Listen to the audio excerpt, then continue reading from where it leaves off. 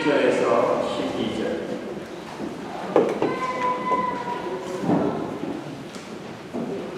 요한일서 4장 7절에서 12절 말씀 서로 교독으로 공독하시겠습니다.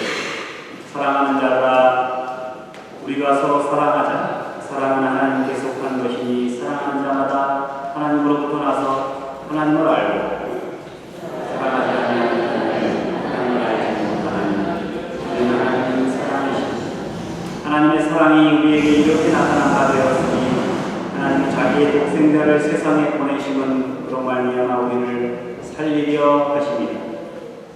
사랑은 여기 있으니 우리가 하나님을 사랑하는 것이 아니니 하나님이 우리를 사랑하사 우리를 속하기 위하여 화목제물로 그 아들을 보내셨으니 사랑하는 자들아, 하나님이 이같이 우리를 사랑하셨은즉 우리도 서로 사랑하는 것이 마땅하도다. 어느 때나 하나님을 본 사람이 없으되 만일 우리가 서로 사랑하면 하나님이 우리 안에 거하시고 그의 사랑이 우리 안에 온전히 거하시고 아멘. 기도하시겠습니다. 사랑이신 하나님, 저희를 사랑하셔서 예수 그리스도를 보내시고 또 십자가에서 고통을 당하시고 죽으시고 부활하심으로 다시 저희들로 하여금 이 땅을 사랑으로 이 땅을, 이 세상을 이루어 가기를 원하셨던 그 하나님의 뜻을 기억하고 묵상하는 이 시간 되게 해주시옵소서. 예수 그리스도의 이름으로 기도하옵나이다. 아멘. 오늘 본문에 하나님께서 우리 인간을 구원하시는 동기가 나와 있고 구원하시는 과정이 나와 있고 그 구원의 결과가 나와 있습니다. 그런데 가만히 살펴보니까 하나님이 우리를 구원하시는 동기도 사랑이고 구원하시는 과정도 사랑이고 그리고 그 구원의 결과 역시 사랑이었습니다. 하나님께서 우리를 사랑하셔서 예수 그리스도를 이 땅에 보내시고 또 예수 그리스도께서 우리를 사랑하셔서 십자가를 지신 것이고 그 결과 구원받은 우리가 하나님이 우리를 사랑하신 것처럼 그렇게 서로 사랑하기를 원하시는 것입니다. 우리가 잘나서도 아니요 의로워서도 아니요 그럴 만한 가치가 있어서도 아니라 하나님께서 우리를 사랑하셨기 때문에 우리는 구원받은 것입니다. 이 조건 없는 하나님의 사랑은 아가페, 이 사랑이야말로 구원의 동기요, 구원의 과정이요, 구원의 결과였습니다. 이에 대하여 다음과 같이 묵상해 보려고 합니다. 첫 번째, 하나님께서 우리 인간을 사랑하셔서 예수 그리스도를 이 땅에 보내셨습니다. 본문 4장 9절 말씀.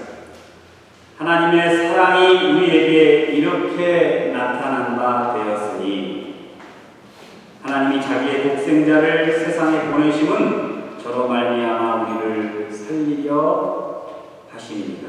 하나님께서 우리 인간을 창조하신 후에 보시기에 참 좋았더라 하셨어요. 그런데 그 인간이 교만하게도 하나님처럼 되려고 하나님의 명령을 어기고 죄를 지었습니다. 그렇게 죄를 지은 우리 인간을 하나님께서 그냥 내버려 두신 것이 아니라 우리 인간을 포기하지 않고 우리들에게 당신이 우리를 얼마나 사랑하시는지를 보여주셨어요. 선지자를 통해서 얼마나 우리를 사랑하시고 우리를 기다리시는지. 그러니 돌아오라. 이렇게 선지자들을 통해서 말씀하십니다. 여호와께서 말씀하시되 오라 우리가 서로 너희 죄가 주홍 같을지라도 눈과 같이 휘어질 것이고 진홍같이 붉을지라도 양털같이 희게 되리라. 그러나 우리 인간은 하나님의 사랑을 선포하는 그 선지자들을 믿지 않았습니다. 그들을 핍박하고 그들을 죽이기까지 했죠.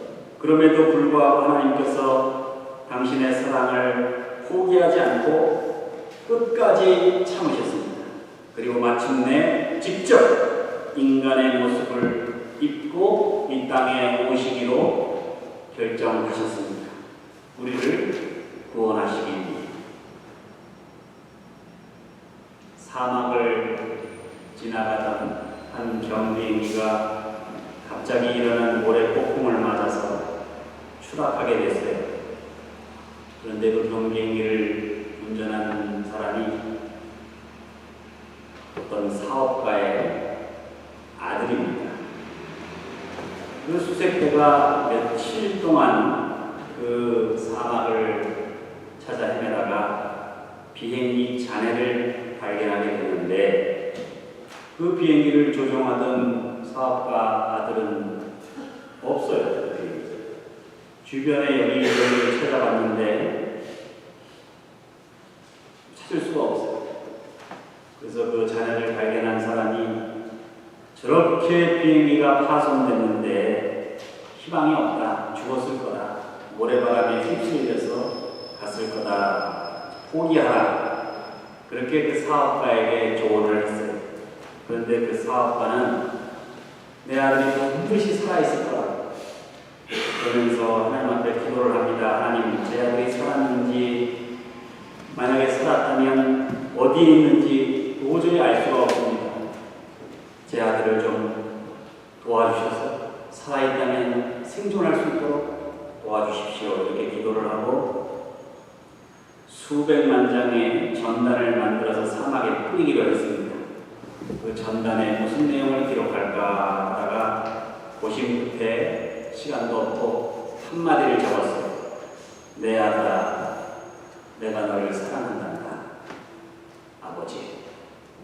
이렇게 적어서 전단을 뿌렸습니다. 전단을 뿌린 후에 그 아버지가 직접 지프를 운전을 해가지고 비행기의 잔해가 발견된 사막 한가운데로 들어갔어요. 그래서 거기서 아들을 찾는 거예요. 아버지의 간절한 노력으로 며칠 후에 극적으로 아들이 구조를 받습니다. 그 아버지가 그 아들을 끼워놨습니다. 그랬더니 그 아들이 아버지, 제가 사막에서 탈진해서 다 죽게 됐는데 아버지가 뿌린 전단을 봤어요. 아빠가 나를 사랑하신다 하니 반드시 나를 찾아오실 것이다. 그렇게 믿고 용기를 내서 제가 이렇게 버틸 수 있었습니다.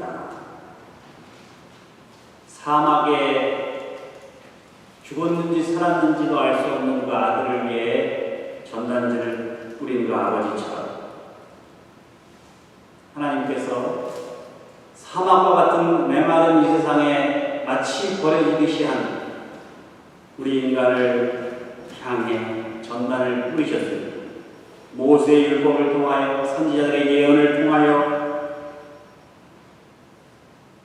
그러다가 직접 인간의 모습을 입고 우리 가운데 찾아오신 우리를 사랑하셔서 우리를 구원하시기 위해 죄와 죽음으로 가득한 이 메마른 사막에서 죽어갈 수밖에 없는 우리들을 찾아오셔서 마침내 구원해 주셨습니다. 우리를 구원하기 위해 이 땅에 오신 우리 주 예수 그리스도의 그 사랑, 구원받아 살아가시는 여러분들 되시기를 주님의 이름으로 축원합니다. 두 번째, 예수 그리스도께서 우리를 사랑하셔서 우리를 위해 십자가를 지셨다는 사실입니다. 9절 10절 말씀입니다.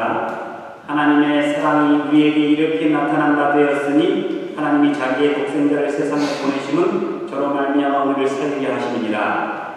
사랑은 여기 있으니 우리가 하나님을 사랑하는 것이 아니요 오직 하나님이 우리를 사랑하사 우리 죄를 위하여 화목제로 그 아들을 보내셨습니다. 하나님께서 우리 인간을 사랑하셔서 예수 그리스도를 이 땅에 보내셨다는 겁니다. 그런데 예수 그리스도께서 이 땅에 오셔서 하신 일이 하나님의 아들로서 무슨 대접을 받으려고 세상의 명예와 권세를 누리시려고 그러신 것이 아니죠. 오셔서 하신 일이 뭐냐? 십자가에 달려 돌아가셨습니다. 이를 두고 사도 바울은 로마서 5장 8절에서 우리가 아직 죄인 되었을 때에 그리스도께서 우리를 위하여 죽으심으로 하나님께서 우리에게 대한 자기의 사랑을 확증하셨느니라. 예수 그리스도께서 우리들을 향한 당신의 사랑을 보여주시기 위해서 그 십자가 위에서 갖은 모욕과 수치를 다 당하시고 당신의 살이 찢기시고 피를 흘리시는 그런 희생을 감내하셨다는 사실입니다. 예수 그리스도가 누구십니까? 하늘 보좌에 앉아가지고 저 하늘에 떠있는 별들로 구슬치기를 하시던 분이 전능하신 하나님이십니다. 그런데 그 자신의 무한한 능력을 다 포기하고 이 땅에 오셨습니다. 짧은 공생애지만 그 공생애를 사시면서 단 한 번도 자신을 위하여 천능력을 사용하신 일이 없습니다. 자신의 안위를 위해서 사용하지 않으셨어요. 보리떡 5개와 물고기 2마리를 가지고 광야에서 장정만 5천을 먹이신 예수님입니다. 그러나 자기의 머리에 시올 가시멜류관을 엮고 있는 로마 군병의 손을 마비시킬 수 있었는데도 불구하고 그렇게 하지 않으셨어요. 그 수치와 모욕을 다 당하시면 얼마든지 제어하실 수 있었어요. 자기 제자들, 그토록 자기를 따르는 그 제자들이 자기를 부인하고 자기를 배반하고 팔아먹고 도망갈 때에도 그는 끝까지 침착함을 잃지 않으셨습니다. 당신이 이 땅에 왜 오셨는지 그 목표를 타협하지 않으셨어요. 변호하지 않습니다. 이 땅에 로마가 총독으로 보낸 빌라도 앞에서도 변명하지 않았습니다. 갖가지 죄와 권모 술수를 자행하면서 권력을 차지하고 유지하고 그렇게 비열하게 예수 그리스도를 십자가에 못 박으려 했던 그 안나스와 가야바, 그들 앞에서도 예수님께서는 비굴하지 않으셨습니다. 예수님은 그 어두운 무덤에서 사흘을 보내신 후에 부활하십니다. 그 부활의 찬란한 아침 햇살을 맞이하면서 당당히 무덤에서 걸어 나오셨습니다. 그런데 그가 그렇게 십자가에 못 박히고 그가 그렇게 부활하신 것이 누구를 위해서인가? 바로 저와 여러분을 위한 것이었다는 사실. 이것이 구원입니다. 우리가 구원받았다는 것은 우리가 잘나서도 아니에요. 우리가 특별히 뭔가를 해서도 아니에요. 예수 그리스도께서 아무런 조건 없이 우리를 그저 사랑하셨기 때문에 이 땅에 오셔서 기꺼이 자신의 무한한 능력을 접어두고 모든 수치와 고통과 죽음을 당하십니다. 그러므로 구원받은 우리들은 하나님으로부터 이런 엄청난 사랑의 빚을 지고 살아가는 사람입니다. 그렇다면 이 엄청난 사랑의 빚을 어떻게 갚아야 할까? 마지막 세 번째입니다. 하나님이 우리를 구원하시려고 예수 그리스도를 보내 십자가에 달려 돌아가심으로 우리를 사랑하신 것처럼 그렇게 우리도 서로를 사랑해야 한다는 것입니다. 이런 사랑의 의무에 대하여 오늘 본문은 11절 12절에서 이렇게 말씀합니다. 사랑하는 자들아, 하나님이 이같이 우리를 사랑하셨은즉 우리도 서로 사랑하는 것이 마땅하도다. 어느 때나 하나님을 본 사람이 없으되 만일 우리가 서로 사랑하면 하나님이 우리 가운데 거하시고 그의 사랑이 우리 안에 온전히 이루느니라. 하나님께서 우리들이 과거에 지은 죄, 현재에 짓고 있는 죄, 미래의 죄까지 이제까지 다 용서하신 것처럼 우리도 그렇게 오늘 만나는 사람들을 이해하고 용서하고 친절과 사랑을 베풀 수 있어야 한다는 겁니다.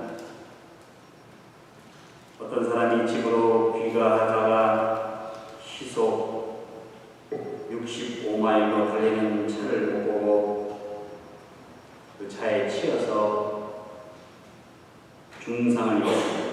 응급실에 실려갔는데 기적적으로 살아났습니다. 그런데 의식이 점차 돌아오는데 아무것도 보이지가 않아요. 사고로 양쪽 시력을 다 잃게 되었습니다. 아무것도 볼 수 없고 아무 일도 할 수 없는 그런 캄캄한 절망 가운데 이제 회복이 되고 있었습니다. 중후 환자실에 있다가 일반 병실로 옮겼는데 그 일반 병실로 옮긴 그 병동이 여럿이 같이 쓰는 데인데 거기 마침 7살짜리 소녀가 있었어요. 그 소녀가 아저씨 여기 왜 왔어요? 그랬더니 야 이 꼬마야 귀찮으니까 저리 가서 놀아. 왜 그렇게 아저씨 붕대를 눈에 감고 있어요? 꼭 미기라 같아. 그러면서 그 아이가 깔깔깔대는 거예요. 그랬더니 화가 나가지고 너 정말 저리 꺼지지 않을래? 아저씨만 아픈 거 아니잖아요. 저도 아파요. 그러니까 우리 아픈 사람들끼리 친구합시다. 친구예요.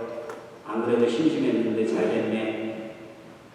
그러면서 이 7세 소녀가 자기 이름은 뭐 오정혜고 그동안 친구가 없어서 참 외로웠다 그러면서 잘 지내보자고 막 입사를 떠는 거예요.